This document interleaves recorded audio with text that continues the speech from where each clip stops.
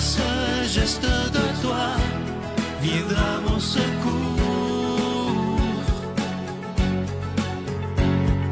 Viens semer dans mon âme le grain de l'amour. Je traverse un désert et je meurs de soif.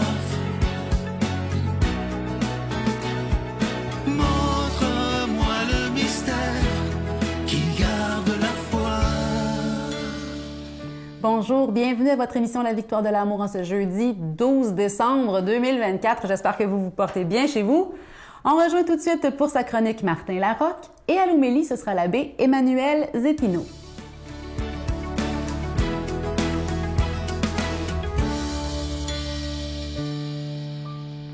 Bonjour les victorieux, les victorieuses et tous ceux qui doutent encore. Bon matin. Vous rappelez-vous les 7 péchés capitaux? Là, je sens que vous les roulez dans votre tête en disant les autres péchés capitaux. Tu sais, les 7 monstres qu'il fallait combattre, puis on ne savait pas trop pourquoi à une certaine époque. Là, tu sais. Aujourd'hui, on est moins sévère, mais quand même, on connaît un peu plus les conséquences de ces fameux 7 péchés-là. Je sais que vous cherchez encore. La gourmandise, l'avarice, la luxure, l'orgueil, la colère, l'envie, il m'en manque un. La gourmandise, l'avarice, la luxure, l'orgueil, la paresse, l'envie et la colère. Les effets sont quand même dommageables. Et regardez bien comment ça se situe. Si on encourage un, ça va tuer quelque chose. C'est là qu'on devient plus conscient aujourd'hui. Par exemple, si on pense à la paresse, elle s'attaque à quoi? Elle s'attaque finalement à l'ambition. OK? La paresse, je sais pas moi, l'inertie, la l'oisiveté, le fainéantisme, ça s'attaque à l'ambition. C'est comme si on remettait parce que on recule. La paresse s'attaque à l'ambition. La colère, quand on est fru, quand on perd le contrôle, la colère engendre la colère, on ne sait plus ce qu'on dit, on dit des choses qu'on va regretter. C'est que la colère s'attaque à la sagesse, directement. La capacité de se reculer pour faire « Oh, attends une minute », tu sais, de se laisser diriger par la colère, elle s'attaque à la sagesse. La jalousie, l'envie. Dans le livre des Proverbes, il disait la jalousie, c'est la carie des eaux. J'adore ça. La jalousie s'attaque à la paix intérieure. Parce que la jalousie, c'est, tu as l'impression que l'autre a toujours plus, ou que l'autre est toujours mieux, ou que l'autre, ce qu'il a, c'est encore meilleur. Puis tu n'es plus en paix parce que tu es toujours en train de désirer puis vouloir autre chose. C'est comme si c'était vraiment l'assassin de la paix. Puis là, j'en rajoute un plus moderne, la peur. Je parle souvent de la peur. La peur s'attaque au rêve, directement. Tu sais, il y a une seule peur qui existe, la peur de l'inconnu, semble-t-il, la peur de ne pas savoir. Ce qui n'est pas la définition de la vie, ne pas savoir ce qui va arriver, tu sais. Mais la peur s'attaque au rêve. L'ego, ça pourrait être l'orgueil. L'ego, quand on pense qu'on a droit à plus que les autres, quand on pense qu'on vaut plus que les autres, quand on s'isole, qu'on pense qu'on se complète nous-mêmes, que la vérité est en nous, là, l'ego s'attaque au développement, à la croissance. On ne grandit plus quand l'ego nous tue. Le doute, ça c'est mon péché moderne, j'en parle souvent. Le doute scrape tout, je l'ai souvent dit, mais le doute scrape la confiance en nous. Fait que je dis, la paresse tue l'ambition, la colère tue la sagesse. La peur tue le rêve, l'ego tue la croissance, la jalousie tue la paix, puis le doute tue la confiance. Inversez ça. Inversez ça. Envoyez ça de l'autre bord et vous allez voir, ça ne sonnera pas pareil. L'ambition, ça tue la paresse. La sagesse tue la colère. Le rêve tue la peur. La croissance, le développement va tuer l'ego. La paix intérieure va tuer la jalousie. La confiance en nous va se débarrasser du doute. C'est-tu pas une belle vision, ça? Si on inverse ça, plutôt que de focusser sur la grosse bébite méchante, là, les 7 péchés capitaux et les modernes, si on focusait sur plutôt ce qu'on veut, puis tranquillement, on va éliminer ce fardeau-là de nos épaules. On va l'enlever, tout simplement. Puis on ne sera plus pris dans ce qu'on appelait les péchés. Hein? Allez, vous en valez la peine. Bonne semaine. Notre Père qui es aux cieux, Que ton nom soit sanctifié, que ton règne vienne, que ta volonté soit faite sur la terre comme au ciel. Donne-nous aujourd'hui notre pain de ce jour. Pardonne-nous nos offenses, comme nous pardonnons aussi à ceux qui nous ont offensés. Et ne nous laisse pas entrer en tentation, mais délivre-nous du mal, car c'est à toi qu'appartiennent le règne, la puissance et la gloire pour les siècles des siècles. Amen. La Victoire de l'amour vous invite à célébrer 30 ans d'amour au Centre Vidéotron de Québec, le 24 mai 2025, de 13h à 17h. Avec Mélissa Bédard, Patrick Normand, Nathalie Laure, Guylaine Tanguay et la présence exceptionnelle de Michel Thor. Témoignages et conférences avec Sœur Angèle, Dominique Bertrand, David Bernard, Christine Michaud, Martin Larocque, Claire Jacques, Victor et l'équipe de la Victoire de l'amour. Billets en vente maintenant sur lavictoiredelamour.org. Je vous rappelle ces magnifiques cadeaux pour toute la période des fêtes. C'est le temps, je sais que vous voulez faire beaucoup de beaux cadeaux. Et pourquoi pas des cadeaux qui ont un beau sens, qui aident les gens et qui, en même temps, aident la Victoire de l'amour.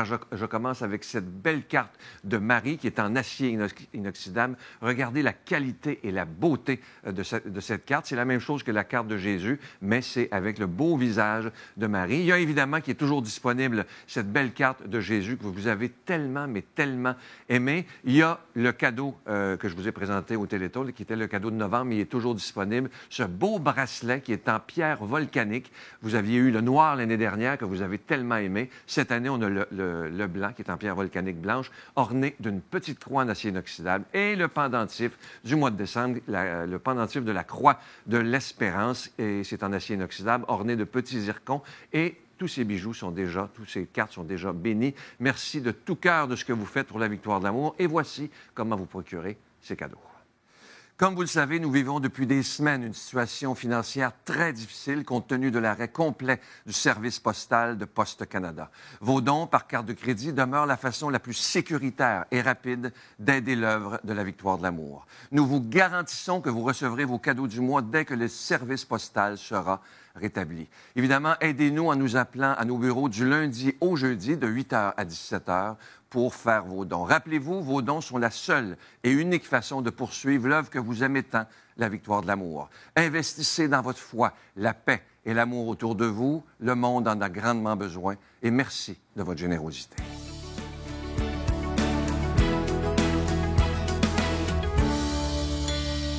Mon Dieu, donnez-moi la sérénité d'accepter les choses que je ne peux changer, le courage de changer les choses que je peux et la sagesse d'en connaître la différence. Amen.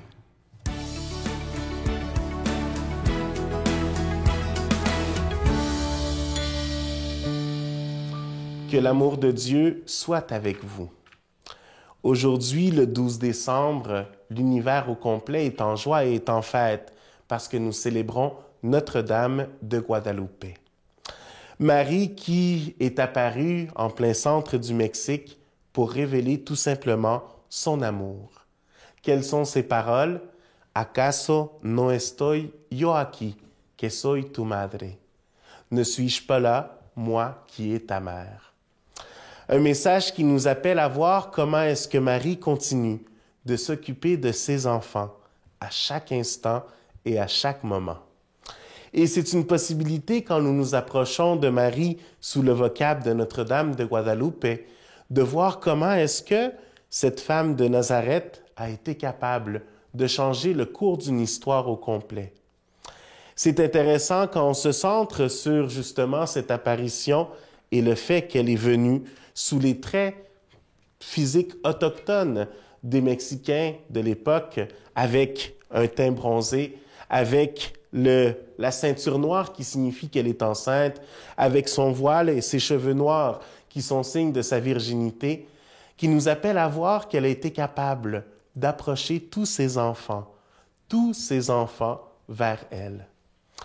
Quelque chose d'intéressant à voir, c'est que peu avant les apparitions, l'évêque du lieu était pas mal découragé par tout ce qui arrivait, parce qu'il ne réussissait pas à vivre l'harmonie avec les peuples autochtones, avec les peuples espagnols, avec les colonisateurs et tout ça, et finalement, il voulait tout lâcher.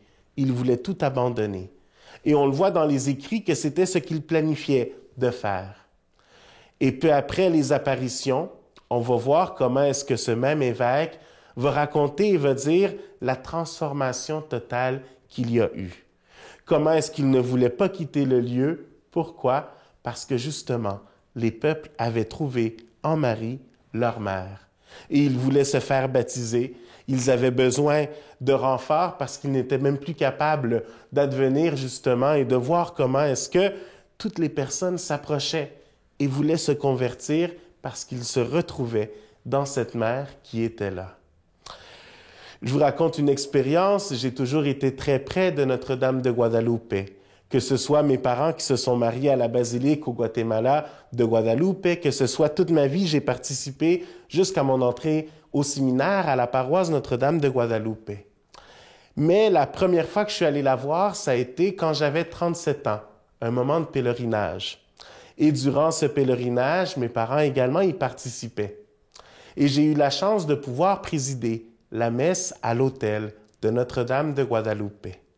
Une messe très significative parce que mes parents, 50 ans auparavant, étaient allés à l'autel de Notre-Dame de Guadalupe juste après leur cérémonie de mariage, donc pour leur lune de miel. Ils étaient partis au Mexique avec un petit bouquet de fleurs pour le remettre à Marie. Et puis pour moi, c'était magnifique de m'imaginer mes parents plus jeunes avec ce désir d'offrir tout ce qu'ils avaient à Notre-Dame de Guadalupe. Et on s'est retrouvés comme ça, 50 ans plus tard, à pouvoir maintenant célébrer cette Eucharistie avec leur fils prêtre qui, justement, bénissait l'amour qui les avait unis 50 ans auparavant.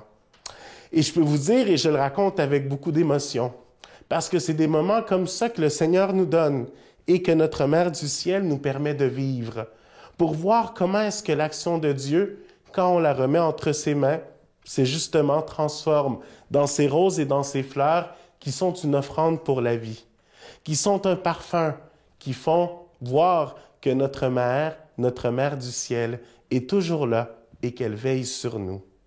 Et la beauté, à chaque fois que j'y vais, parce que j'ai eu la grâce d'y aller depuis ce temps-là 3 fois, c'est de voir que à chacune des messes, les croyants sont là, présents, qu'ils vont avec beaucoup de foi, avec beaucoup de confiance, à demander un petit miracle ou un grand miracle, mais surtout à rendre grâce à Dieu parce que nous avons une mère qui veille sur nous et qui est toujours là.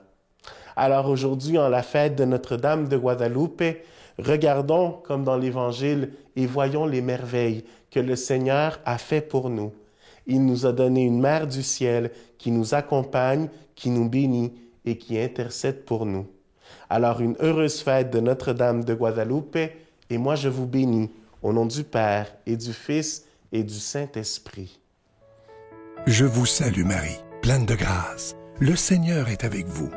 Vous êtes bénie entre toutes les femmes, et Jésus, le fruit de vos entrailles, est béni. Sainte Marie, Mère de Dieu, priez pour nous pécheurs, maintenant et à l'heure de notre mort. Amen.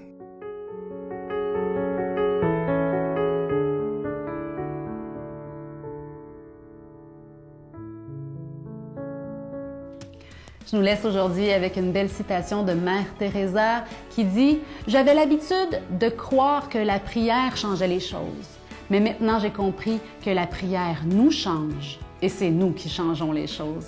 Prenons en main notre vie, soyons responsables de notre vie de prière et de notre charité active auprès des autres. » Je vous offre la carte de la Vierge Marie qui nous dit « Mon enfant, je suis toujours près de toi et je t'aime, ta mère. » Bonne journée. Dans les moments où j'allais vraiment pas bien, j'ai décidé de me raccrocher à quelque chose. Puis je sais pas pourquoi, c'est arrivé. J'ai senti une connexion avec le frère André.